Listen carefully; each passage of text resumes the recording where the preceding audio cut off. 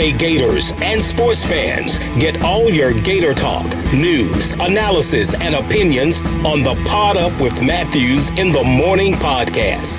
Find us on your favorite podcast platform or watch us on Facebook Live between 8 a.m. and 9 a.m. every weekday.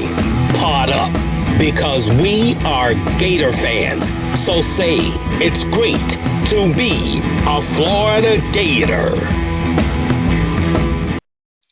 Good morning and welcome to a Tuesday edition of Pod Up with Matthews in the Morning from the Crime Prevention Security System Studios, large enough to serve you, small enough to care. Got a good show lined up today. We got Buddy Martin. He always brings something to the program. If you missed it last night, not a whole lot going on in college athletics, but in the NBA playoffs, the Mavericks tie up their series one game apiece with the Utah Jazz. The 76ers lead 2-0 against the Raptors. And the Warriors go up 2-0 against the Denver Nuggets. So the playoffs continue, and that's about all you could watch last night. Maybe a little baseball, not a whole lot going on. Gators host Tennessee. They'll be without their head coach for the first two games, and then he'll be available, I believe, on Sunday. But let's go to the Titan MR hotline. We're joined by the world-famous guy. Thank you. Remember Buddy Martin Show. Yeah. You can listen to this guy Monday through Thursday. He's the late night talk sports host. I am Buddy Martin Show. David Letterman of Sports Talk.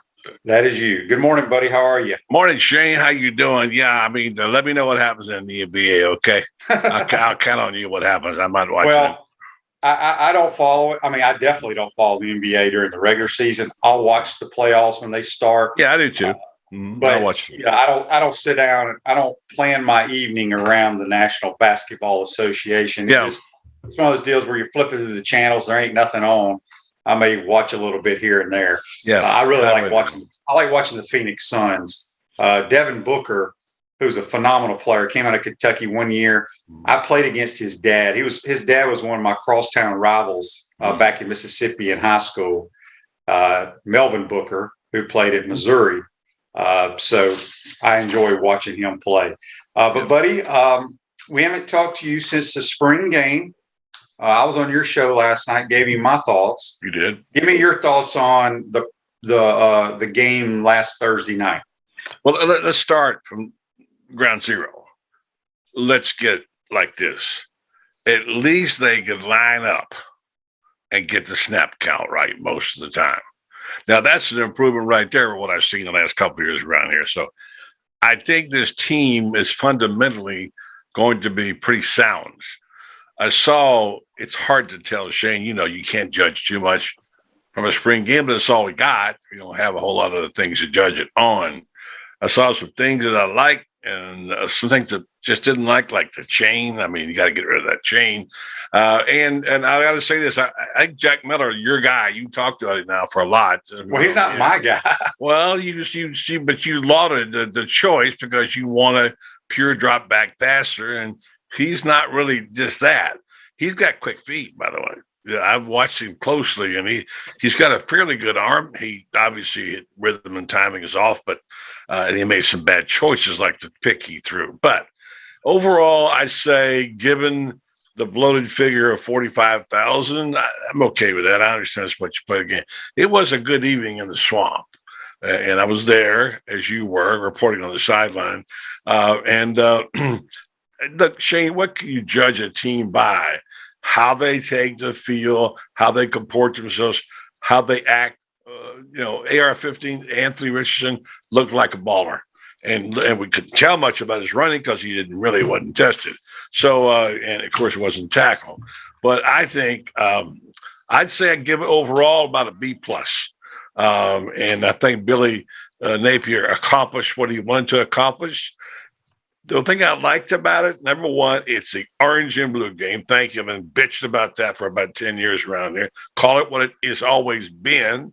And secondly, it was more like a simulated football game than some, as I called it, a county fair bazaar or something with 94 people standing around the field and acting lackadaisical and laughing, not paying attention. So I think overall it was a very good evening for Florida football.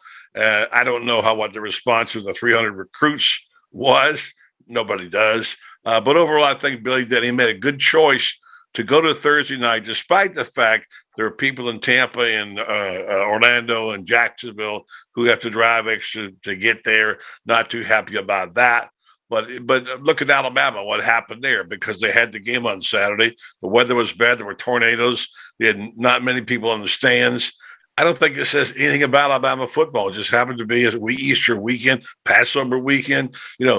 People don't think sometimes that when they schedule things, they forget there is a life outside of football. Although I'm mad at one of my relatives for scheduling a wedding of one of my grandnephews on the weekend of Utah, Florida. That just happens sometimes. So yeah, overall, I liked it. Joseph says on Facebook Live, brought to you by Meldon Law. For what Gator fans are used to, that was an A+ event. Look, I thought it was outstanding.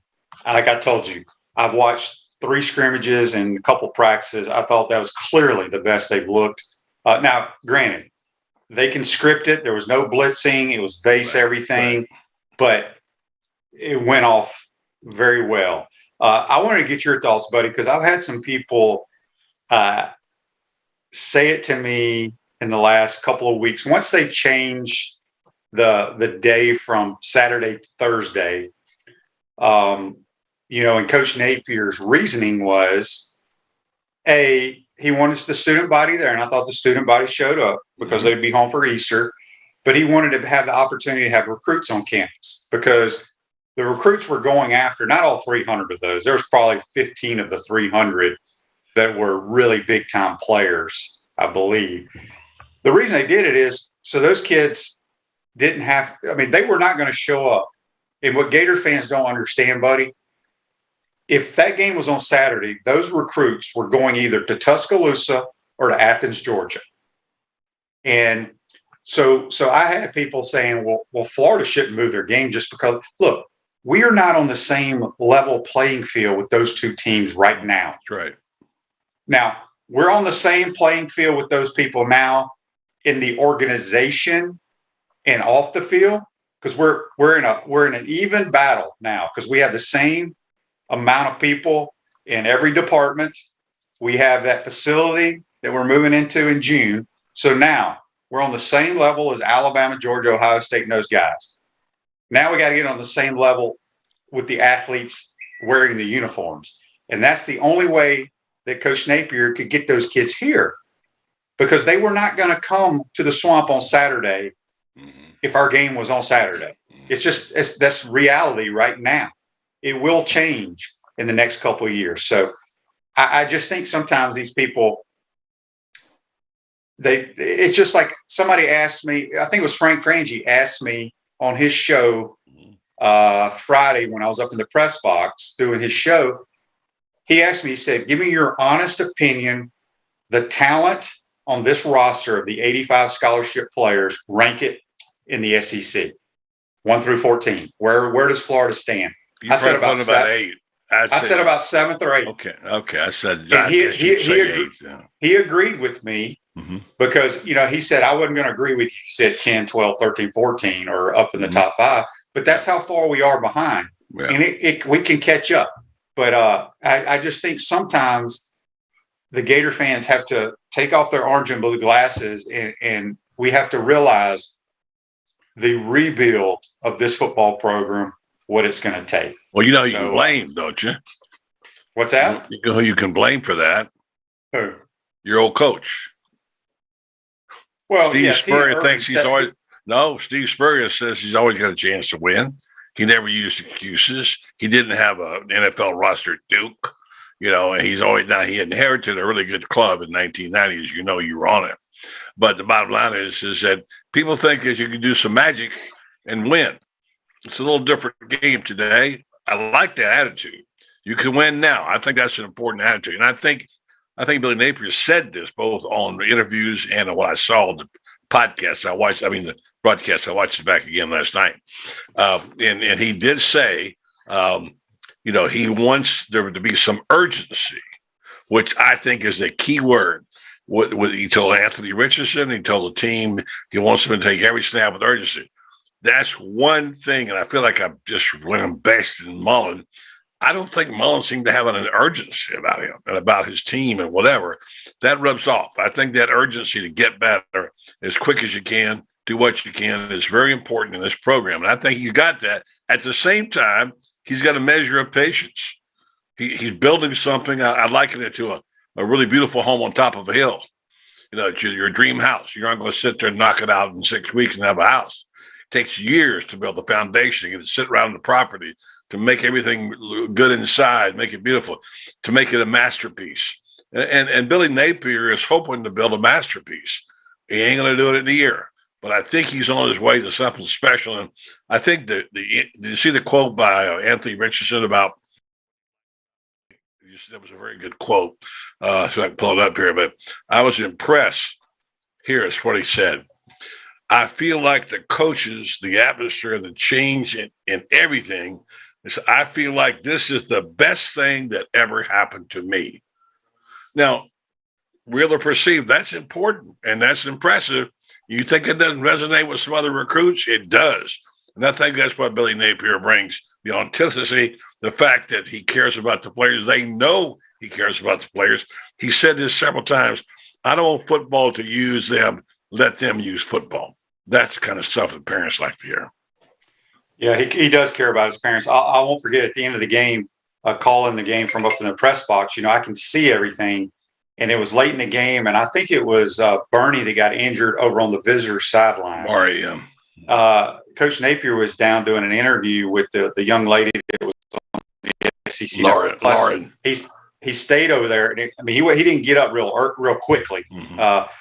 Coach Napier jogged over there to see how he was doing. So that shows. I like that. I wish more coaches would do that. I don't bother me. Probably nobody saw that, but I see a lot of things I probably shouldn't see. I saw it. Oh, you saw it too? Good. Yeah, I saw him holding his arm too for quite a while. It looked like it was I didn't hear any more about the injury, but Bernie, he had a good night. Good night. We got a text here from Donnie on the Titan MR text line. He says, in 2 or 3 years, we will know what damage has been done by the NIL. By that time, it will be too late. Is Reeves really leaving the basketball program? Kawasi is back. He's back. He's a Gator. So we're good there. Another text on the Titan MR text line from Daryl. It says, good morning, guys. I'm just glad there's some discipline coming to our football team. Thank you, Daryl. Yes. Here's what, and I think I've said this after hearing Coach Napier speak at some clinics. His Louisiana teams, in the short period of time he was there, were in the top 5 in takeaways and penalties, all that kind of stuff. So they will be a disciplined football team, but it takes time to build it. So what is discipline? What is? I mean, I hear that word. Discipline is like what I saw. I saw no discipline, and he talked about it in the previous scrimmage of hitting guys out of bounds. Okay, that's one form of it. Yes, those things will kill a football team because you're being very selfish. Look, you're going to have penalties. You're going to jump all sides as a defender at times, but not 8 times and 10 times a game. Correct. And I mean, he understands you're going to make mistakes as a football player. Last time I checked, nobody's ever thrown a perfect game in football. It just doesn't happen. There are going to be mistakes in a football game, but it's just know why you made those mistakes and try not to make them again. Yeah, but Shane, I've been hearing discipline for 60 years. Discipline was a big thing in 1960 when Ray Graves was there. His teams were undisciplined, they said. They want to get somebody, bring him in there like a Marine DI, and teach these kids a little. It's always like, being tough and whatever. Coach Spurrier does not, he's a very disciplinary guy. He's like, if you screw it up, you're gone. What a kind of guy. He says, clear policy. But he also thinks coaches that talk tough are not necessarily good disciplinarians. Just talking tough is not always the way it may be done. Well, I think discipline is being able not to go jump off sides, being trained and follow your training and do what you're trained to do is a form of discipline, plus what you do in the classroom, what you do with your health, and what you do out of the community. I think that's all discipline. It's not just hitting guys out of bounds. Yeah, no, discipline to me, I mean, people, you can define it however you want, but on a football field, it's basically knowing what your assignment is and going out and executing it. I agree. I mean, that's and not going off and doing your own thing. And that doesn't mean you're going to do the correct thing all the time, but know what your assignment is and go do it. John says on Facebook Live, of the 300 recruits that were there, how many was Napier interested in and how many was a favor done to a high school coach? Look, favors are done not just here at Florida. Favors are done at every school in America. Those are things that you have to do, no doubt about it. Trey says, buddy, you may know the answer to this on Facebook Live, brought to you by Mental Law. Good morning. If or when AR-15 throws a TD to Trent Whittemore, will it be the two-time Gainesville area players connect for a score for the Gators? Well, the first time. Probably. I'm trying to think of who all played. Well, Doring didn't have anybody thrown to him from Gainesville. Back to Jackie Ekdahl in Gainesville. I don't know. I have to look that one up. How many Gainesville quarterbacks were there? Doug Johnson. Doug Johnson would be one. I don't know what wide receiver that I had to research. I wonder if Doug ever threw to Travis McGriff, touchdown. I bet he did. Well, they were not exactly the same time, but no, but they played together. Yeah. Well, that's good. You got a crack research staff there. Get them on it. Yeah. I'm reading a couple of these Facebook Lives here. Okay. Real quick. Dan says you used to be able to look at a depth chart and the future schedule and see a great year. Now these kids may enter the portal. It's a constant rebuild. Yeah, there's no question. Speaking of that, we got a text on the Titan MR text line for you, buddy. It comes from Roger. He says, buddy, how many Gators do you think will transfer in the next few weeks? Well, I heard Franz say, by the way, Franz has an extra column today outlining a situation in basketball. It's to get your news from Franz Bear to Gator Bay. Franz had a high number. I don't know that number. I'm going to guess, like guessing the crowd. I had my number, you had yours, etc. I'm going to say if there's a certain percentage that's just as part of what attrition is. If you look at the analytics on it, you're probably going to say anywhere from 10, 12, 15 kids will go someplace else. Now, I would say there are probably 10 kids they probably would encourage to go someplace else, probably. But I don't know. It depends on who it is. It's not how many. So I think that the team unity is fairly tight. There are going to be some guys who want to play, who are going to leave. So I'm going to take a wild shot and say 12. Yeah, I haven't really thought about it, but I'd say right around 10 or 12. We got a text here on the Titan MR text line from Bobby. He says, I want to give a shout out to the men's track team. Yeah. They shattered the 4-year-old NCAA record in the men's 4x400 relay at the Tom Jones Memorial on Saturday with a time of 2 minutes, 58 seconds. So, Coach Holloway, congratulations again. He may be the best coach of Florida. I mean, he is the best coach of Florida. Well, he's got more titles than anybody. Well, yeah, exactly. True. And he got athletes who've done really well too. Yes, that's awesome. And by the way, Lauren Meadows, Lauren, he'll be writing a piece this weekend about the track program. So we'll kind of keep up with that too. But there's something that gets ignored. Didn't the women's tennis team win a national championship? Have you even mentioned it on your show? Probably not. Who? Didn't the women's tennis team win something? I don't know. I saw something on Twitter. Huh? No. Was that an old? Maybe that was an old one. Yeah, they're not even into the SEC tournament yet. I don't believe. Okay, I don't know. The golf team lost. I know. I don't know. I can't keep. I watched the golf. We played. Yeah, I shouldn't say we played bad. We missed so many short putts, and I heard you complain about the slow play. Oh, Steve Melnick was on the call with Peter Burns and Taylor Zarzer. And Melnick even called out the girls being so slow. Yeah. This one girl, buddy, from first of all, there were 10 girls playing, only 2 from America. Young woman, Shane, young woman, not girl. Yeah. Go ahead. Yeah, young lady, women's golf team. No, not young lady, young woman. Get it right. Okay. So on average, 16 waggles before she hit the golf ball.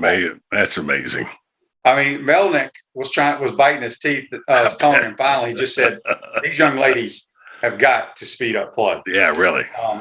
Donnie says on Facebook Live, brought to you by Melvin Law, QB, please read the last rites on the Manning kid coming to Florida. How about Florida State? Did you see that last night? Have a shot. Did you see that last night? Somebody posted on Twitter that somebody says they can guarantee it's going to happen. Of course, it's fraud. That Manning's going to Florida State. Get it. Now, how gullible do you think we are?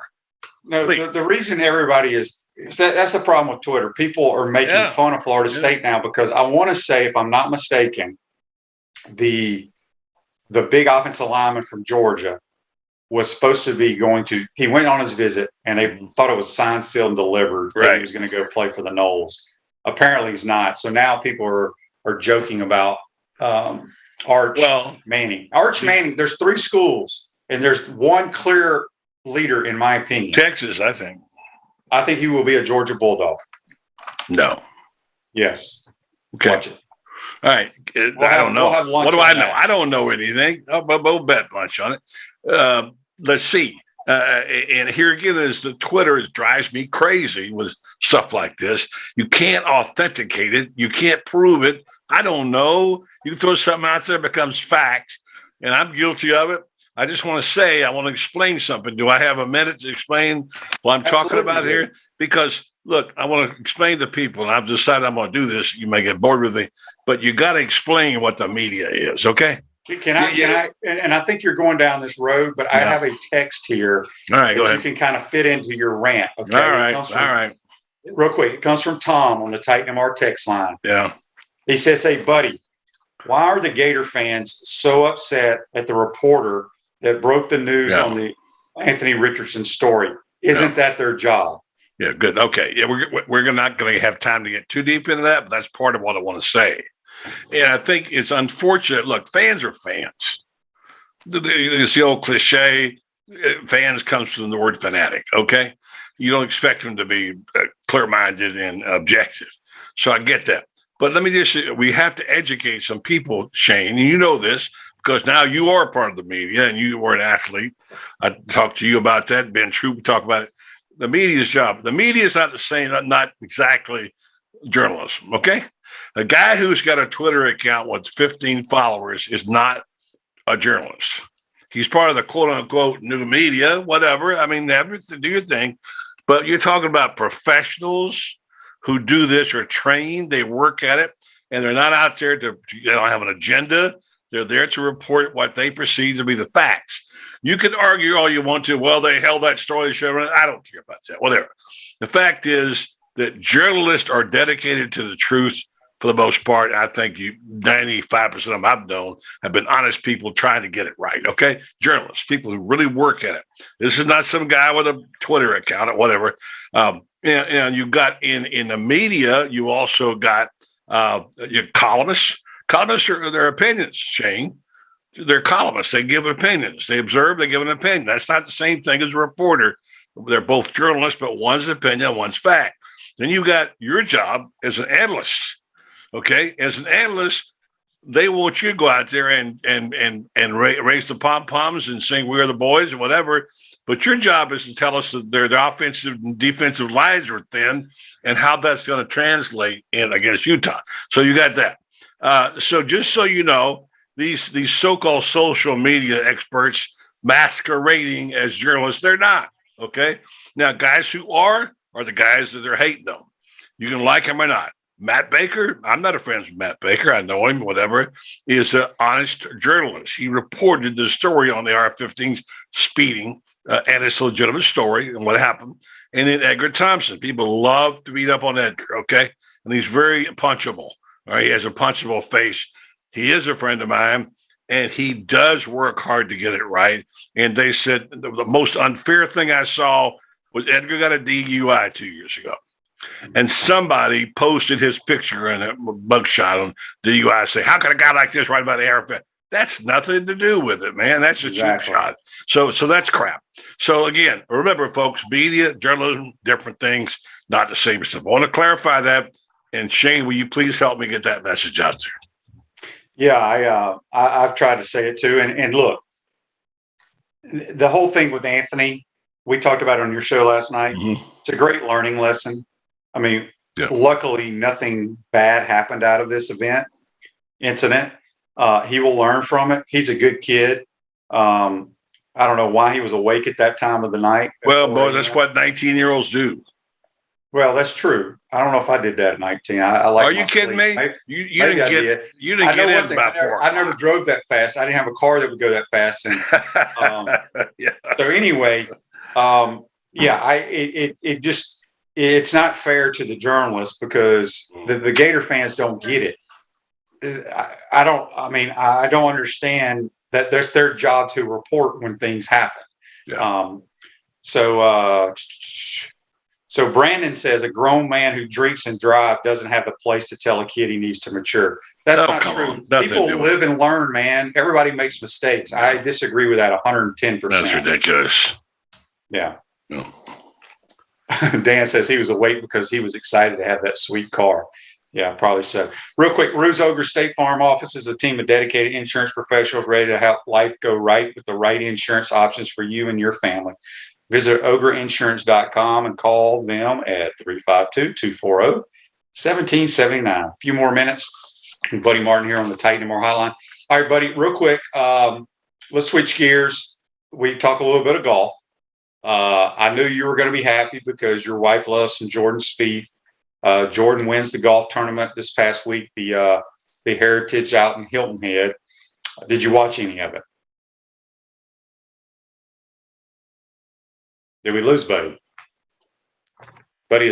We have lost Buddy. Okay. All right. So why don't we take a quick break? I want to get Buddy back because I got a couple more questions for him and see if we can get him back on and keep him for about another 5 minutes. You're watching and listening to Pot Up with Matthews in the Morning. We want to take this moment to thank all our sponsors who keep the show going and pay the bills. Crime Prevention Security Systems, large enough to serve you, small enough to care. Titan MRI, Gainesville's only locally owned and operated MRI facility. Meldon Law, won't back down. Peachland Dental, Gator Nation's first choice for dentistry in Port Charlotte. Comfort Temp, comfort is our business, peace of mind is our promise. QC Kinetics, live pain-free with QC Kinetics. Our Gridiron sponsors are Auto ER, UF Bookstores, Celebration Point Town Center, South State Bank, Chris Doring Mortgage, Silverback Concrete Co., Ruse Ogre Agent, State Farm Insurance. Some of our touchdown sponsors are MB Listing, McDonald's of Gainesville, Aikido America, 84 Lumber, Tropical Smoothie Cafe, Ava and Smith, Dowling Signs, Baker's Sporting Goods, Silver Q Billiards and Sports Bar. If you are interested in promoting your business on the show, visit potupwithshane.com and click the advertise button. Again, thank you to all the great businesses that support the show. If you like what we are doing here, make sure you follow us and support the businesses that support us. Football legend Emmitt Smith understands your joint pain. It does not surprise me that there are a ton of people out there that's in pain. That's why Emmitt is such a proponent of QC Kinetics, offering real lasting joint pain relief with non-surgical, all-natural biologic treatments. Whether it's a joint pain, ankle pain, shoulder pain, neck pain, back pain, hip pain, any kind of pain, the body eventually will break down when it's under that much stress. That stress can cloud your judgment to the point that you'll just say yes to the scalpel or yes to another prescription of pain pills. But maybe it's time for a second opinion from QC Kinetics. The reason why I would recommend this is because the natural biologics that QC Kinetics is providing you gives your body a chance to naturally heal itself. Restorative, regenerative solutions are here. Get lasting relief and live your life. Call QC Kinetics 352-400-4550. That's 352-400-4550. QC Kinetics 352-400-4550.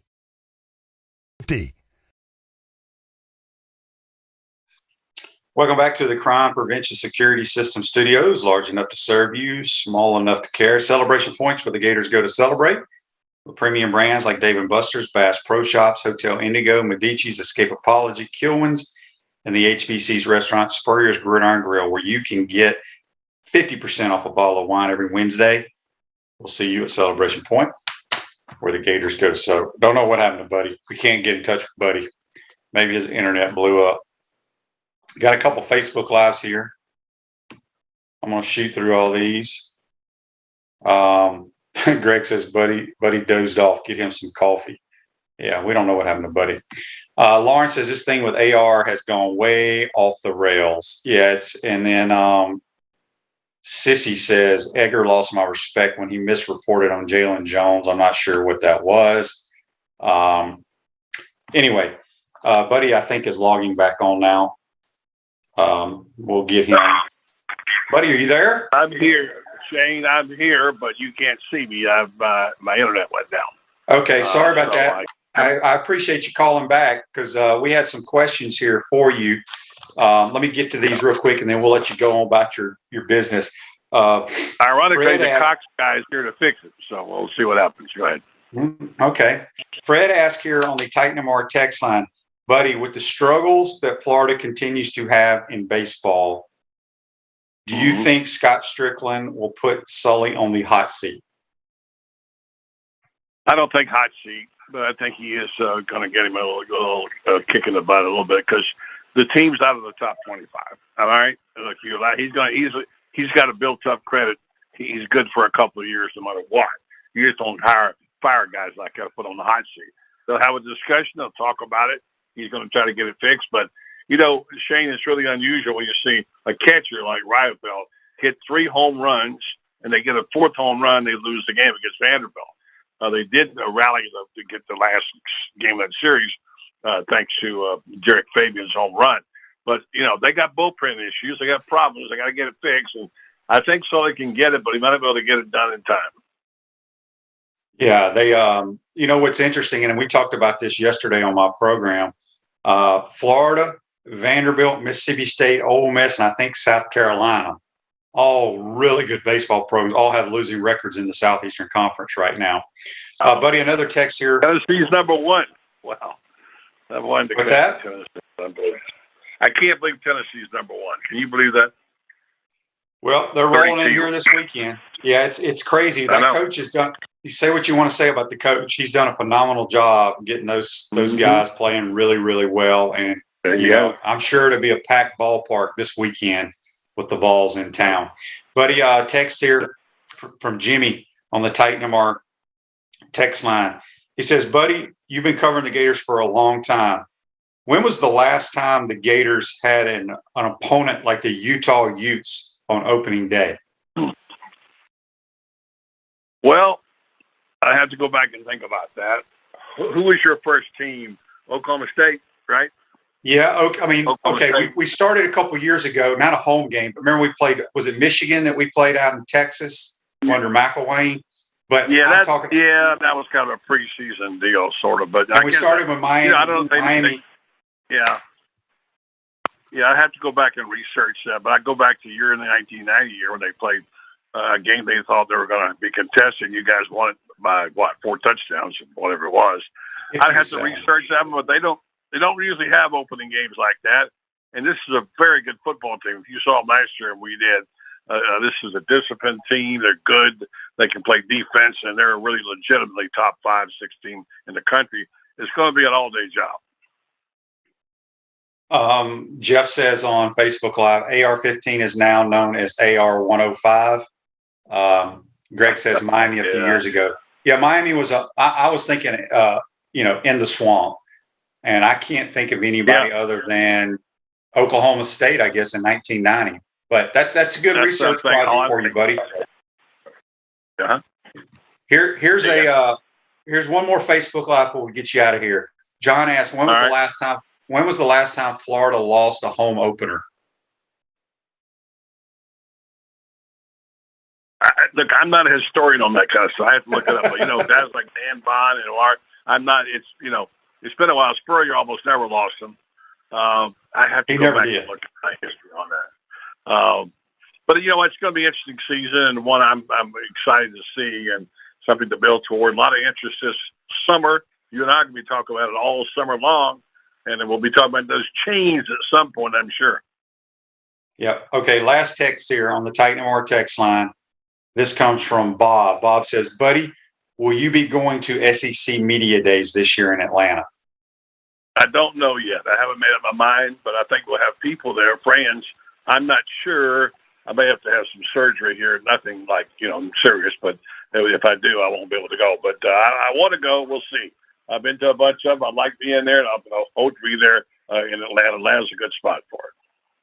Buddy, I meant to ask you this the other night. I mean, did how many games did you attend in the swamp last year as a media? You didn't go to any home games, right? Yeah, I went to 2. Yeah. Okay, because I went to Georgia game. Because when I got up there a little late, grabbed my little meal that they gave us, Huge upgrade in the meal in the press box already. Did you notice that? Maybe yours was. Mine was. It was a soggy sandwich at Chick-fil-A. But usually it's public subs. Buddy, Chick-fil-A is an enormous upgrade compared to what they've had in the past. I understand that, but not when they're oily and all soggy. Which is what they were at that point in time. But I like Chick-fil-A. Hey, look, I don't think people really care what we have in the press box. Honestly, we used to get stale hot dogs in the old days. Then we got a full meal for about 20 years, full warm hot meal with a good. But anyway, people don't care about the media. They not even give them anything to eat.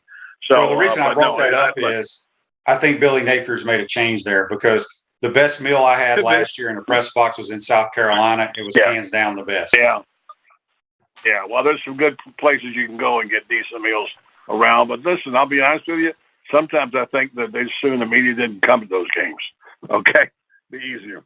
All right, buddy. Well, go get your internet. I got to go. I got the Gox guy here, so I'll talk to you. All right, that's Buddy Martin joining us on the Titan & More hotline. Buddy's got some internet issues at his home. He's got to get him ready for his nightly version of the Buddy Martin Show. You can follow Buddy on Twitter as well, but check him out every Monday through Thursday on Facebook Live about 9 p.m. Eastern on the Buddy Martin Show. All right, let's get caught up. Lauren says he saw me with $2. You dang right. I'm a big, huge Chick-fil-A guy. So much better than whatever those subs they used to give us up there last year. All right, got a couple of texts here on the Titan MR text line. If I can pull them up.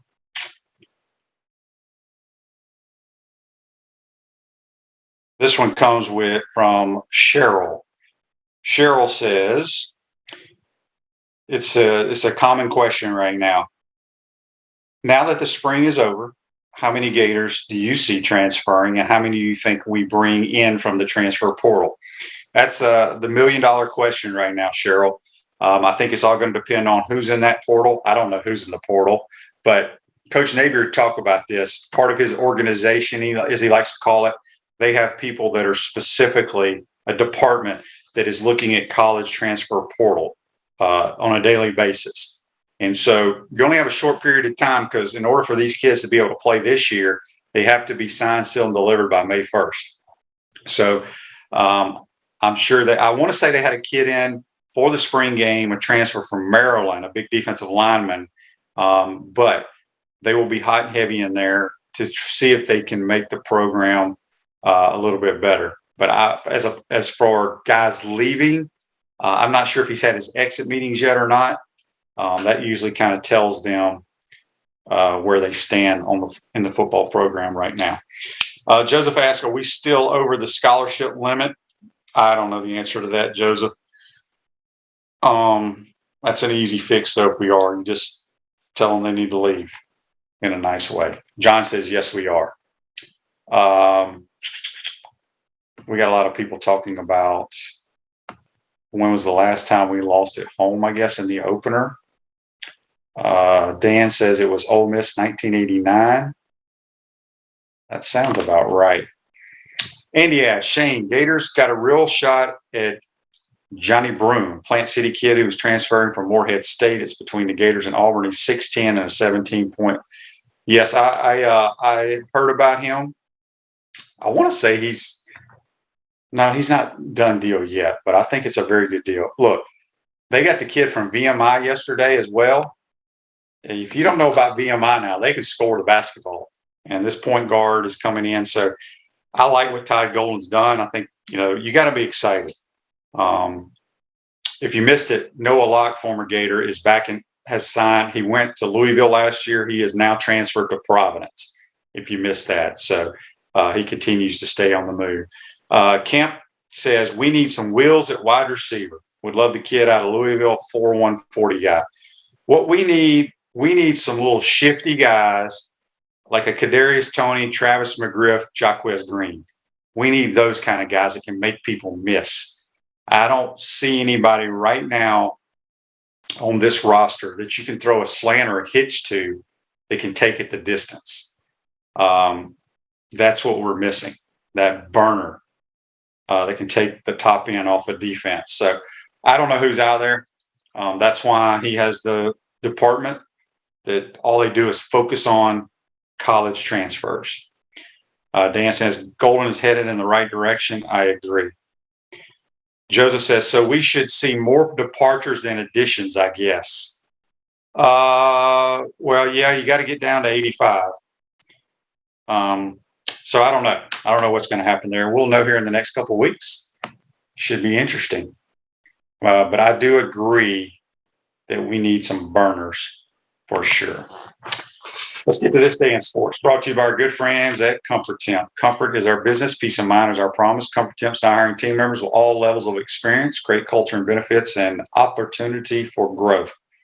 $1,000 signing bonus. Give them a call, 352-376-2366. This day in sports, 1997. The NFL draft, which is next week, by the way, we'll start talking draft. Ohio State offensive tackle Orlando Pace was the first pick by the St. Louis Rams. That's brought to you by our good friends at Comfort Temp. And boy, was he a good one. He's already in the Hall of Fame, I believe. Outstanding player. We'll be anxious to see, I guess the draft cranks up a week from Thursday. I think Kaiir Elam will be a first-round draft pick. And then I think the next guy off the board will be Damian Pearson about the 4th or 5th round. That's just my predictions. And I think we'll have some 6-rounders selected. But I don't think we have anybody else going very high. What are y'all's thoughts? Who do y'all think will get drafted as a Florida Gator? I think Zach Carter will be about a 6-rounder probably. And I'm not sure who else. I think most of the other guys will have to be signed free agent contracts, which isn't so bad. You just miss out on a lot of signing bonus, but that's about it. John says John Capel and Jeff Demps go get that speed. Those are world-class sprinters. Joseph now is a golfer. Spieth has won 2 years in a row on Easter weekend. Next year, the Masters is Easter weekend. Yep, and he's won that before. That would be something, wouldn't it? So we shall see. All right, let's take our final time out of the program. When we come back, I got a bunch of texts to get to, some more Facebook Lives, and you're watching and listening to Pot Up with Matthew Hughes in the morning. We want to take this moment to thank all our sponsors who keep the show going and pay the bills. Crime Prevention Security Systems, large enough to serve you, small enough to care. Titan MRI, Gainesville's only locally owned and operated MRI facility. Meldon Law, won't back down. Peachland Dental, Gator Nation's first choice for dentistry in Port Charlotte. Comfort Temp, comfort is our business, peace of mind is our promise. QC Kinetics, live pain-free with QC Kinetics. Our Gridiron sponsors are Auto ER, UF Bookstores, Celebration Point Town Center, South State Bank, Chris Doring Mortgage, Silverback Concrete Co., Ruse Ogra Agent, State Farm Insurance. Some of our touchdown sponsors are Campus USA Credit Union, Adams Rib Company, Doreen Wiebe Realtor, Caldwell Banker, MM Parish, Gator Dominoes, Celebrate Primary Care, Gator Bait Media, Style Cuts, Big Mills Cheesesteaks, Ironwood Golf Course.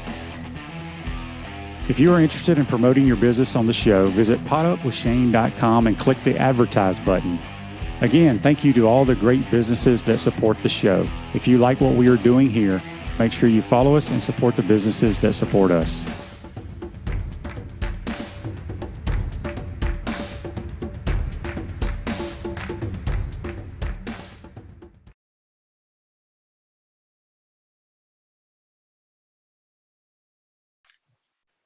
Welcome back to the Crime Prevention Security System Studios, large enough to serve you, small enough to care. At South State Bank, we understand that small businesses need a community business partner that they can rely on.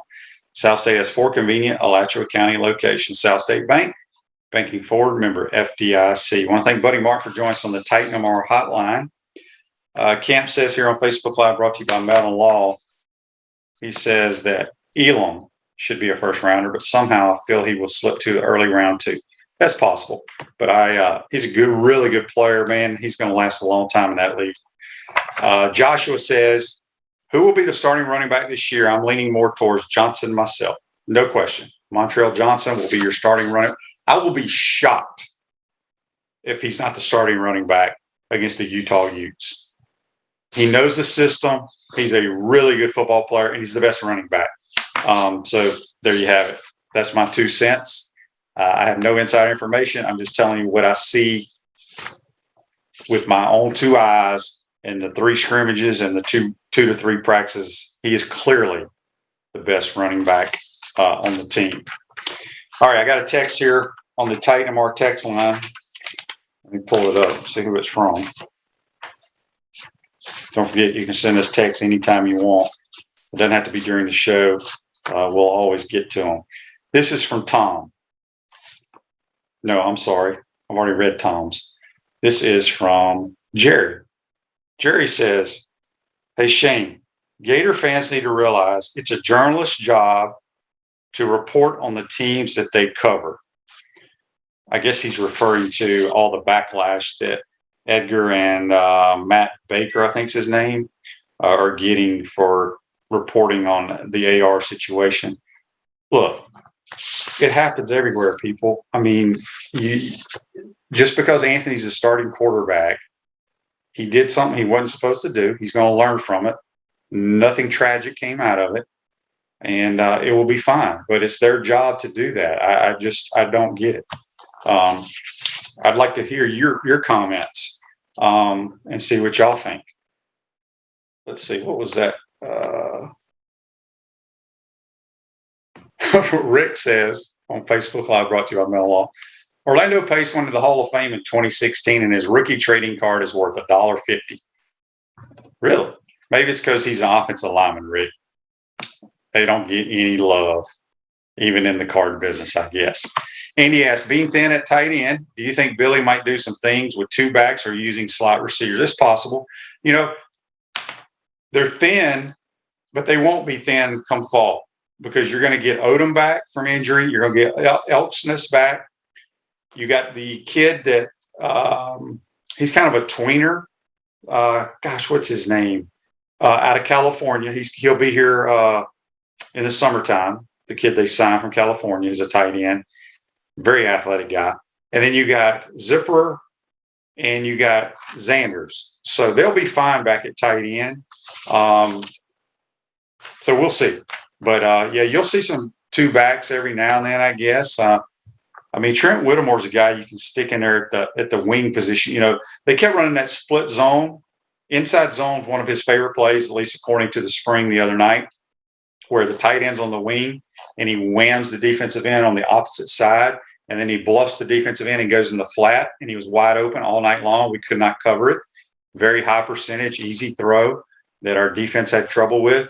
So that's a place Trent Whittemore could do that, because when you go and you seal that backside end, it doesn't have to be a very good block. It's like playing basketball. Just get in between the ball carrier where the hole he's running in and let him run you over. That's all you got to do. All right, John asked here on Facebook Live, Shane, if someone asked you to coach their kid to play QB the way you were taught by Spurrier, how different is the instruction than college coaches are teaching today? I do that all the time. I teach a lot of kids. I teach them the fundamentals. Fundamentals aren't taught a whole lot in college football now. You know, a lot of it is Coach Spurrier just taught, Arliss Boardingham is the guy that I'm talking about. Coach Spurrier taught the fundamentals of how to throw the football. And if you talk to anybody that knows football, about 80% of throwing the football is from your hips down to your feet. Not everybody's blessed with a strong arm. And just because you have a strong arm and have great arm talent doesn't mean you can play quarterback. And so I don't really deal with a whole lot of changing kids' throwing motions, especially if they're older. If they're younger, I'll try to tweak it a little bit. But mostly all I work on are their feet. Getting them in the right position. You know, if you don't have good feet, you can't play any sport really. And I've worked with a lot of kids that could throw the football pretty well, but didn't have good feet. And you just have a hard time playing because your platform to throw off of isn't always at the same spot. You have to be able to move your feet a little bit. And if you don't have good feet, you can't play. So, but to answer your question, Yeah, nobody teaches it how Coach Spurrier taught it. And that is what it is. All right, got a text on the Titan MR text line. This was from Larry. Larry says, "Hey, Shane, love the show. Listen every day." Thank you, Larry. I asked last week about the coaching differences between Napier and the HBC. They both work with QBs so much. Are there any similarities? That's a great question because Billy does work with the quarterbacks. He calls the plays.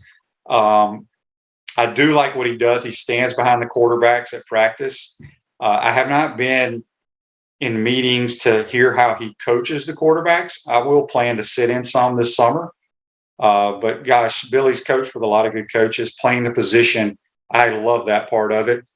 He's a former quarterback himself, so he understands what a kid sees and does not see. That's the big thing. There's so many coaches that sit behind that projector rewinding it who never sat in a pocket, don't understand, well, why did you not make that throw? All you got to say is, I couldn't see. Well, why couldn't you see? Well, until you sat in the pocket, you don't always see everything. Thanks for the text. Camp says, "Hey, Shane, I didn't see much of the orange and blue game. Did Finley Graham do anything on the opposite side of the ball? Not that I can remember. I think the only time he touched the football was on some kickoff returns. Could be wrong, but calling the game, I should know that. I do remember him returning some punts, or not punts, kickoffs. But Mick, and Lee, basically in this game, BS'd a lot, told some stories because it can get a little boring. Jared on the Titan MR text line. Did you see Kyrie Irving throwing up middle fingers to the fans in Boston? I can't decide if I love that energy or think it's out of bounds. What's the closest you ever got to getting into it with the fans? I never worried about the fans. I laugh at fans. I will tell you this. When I was with the Bears, starting quarterback in the Oakland Coliseum against the Raiders, I was a guy, I hated being in the locker room. So I would get, as soon as I got into the locker room, they took 3 buses. I'd take the last bus to get to the stadium because I hated sitting around. I'd go in, change into shorts and a T-shirt, go out, goof around, throw, kick field goals, just mess around. I walked out of it's an awful tunnel. It's basically where the Oakland A's, it's like their dugout. You come out of there and there are all these dudes and kids and the shoulder pads, face painted Raider fans, just dog cussing, and they know everything about you. And I laughed at it. I thought it was outstanding. But no, I never really got into it with fans. But yeah, the Kyrie, I wish Kyrie, he is so talented. Why he cares what anybody says blows my mind. Lauren says Finley Graham is not the answer at wide receiver. That's not a slight. All right. John says, would you be able to get Lee McGriff on the show since he is retired? Yeah, we've had Lee on before. We had him on a couple of times last year, but definitely. All right. Joseph says, people are still talking about the AR story, so I guess the reporter did his job pretty good. Don't forget, people, their job is to get views. In today's society, nothing brings attention more than controversial stories. On the flip side, AR is the quarterback of the University of Florida living under a microscope. It comes with the territory. He's got to know be better than that and be smarter in those situations. Young kid, there's nothing more than a learning experience as long as he grows from it. Now that last time I'll spend my time typing on this subject because it's really out of hand at this point. Well, you know why it's out of hand is because people on Twitter, it's the Gator fans making it out of hand. They're upset at the reporters for doing their job and they're blowing it way out of proportion. All they got to do is just accept what happened, which the coach, the player have done and moved on. But these irrational fans are keeping it in the news, so to speak. Anyway, I hope you enjoyed today's program. Tomorrow we'll have JC. We'll have our Peachland Dentistry weekend picks for golf. And we're going to start talking a little NFL draft, hoping to have Steve Palazzolo on from Pro Football there and get his thoughts on the Gators going into the draft and what the Jags are going to do with the first pick and all that good stuff. Anyway, hope you enjoyed your day. We'll see you tomorrow, folks. Take care.